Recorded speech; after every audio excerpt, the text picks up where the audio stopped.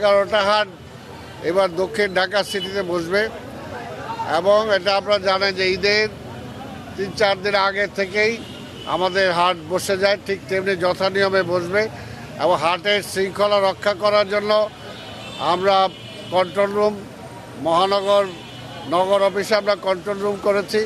প্রত্যেকটা হাটের এখানে কন্ট্রোল রুম থাকবে যাতে জনগণের কোনো অসুবিধা না হয়, গবাদি পশু বিক্রি করার জন্য যারা আসবে তাদেরও যাতে কোনো অসুবিধা না হয় এবং আইন শৃঙ্খলা যাতে ঠিক থাকে সেটাও আমরা ঠিক রাখার জন্য চেষ্টা করব।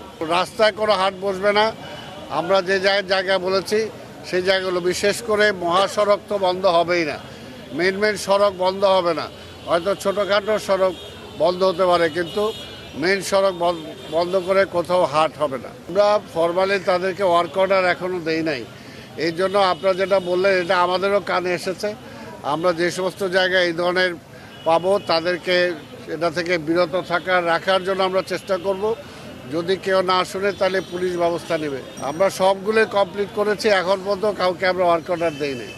আগামী রোববার থেকে তারা ওয়ার্ক অর্ডার পাবে। ফুটপাত জনগণের জন্য ওপেন থাকবে, ফুটপাত জনগণ হাঁটার জন্য ফুটপাত করা হয়েছে, রাস্তা করা হয়েছে গাড়ি ঘোড়া চলার জন্য। কাজে সেই সমস্ত প্রতিবন্ধকতা মানা হবে না। যে সমস্ত আমরা 2-1টা রাস্তায় দিয়েছি যেখানে লোকজনের চলাচল কম, সেখানে আমরা রাস্তা দিয়েছি।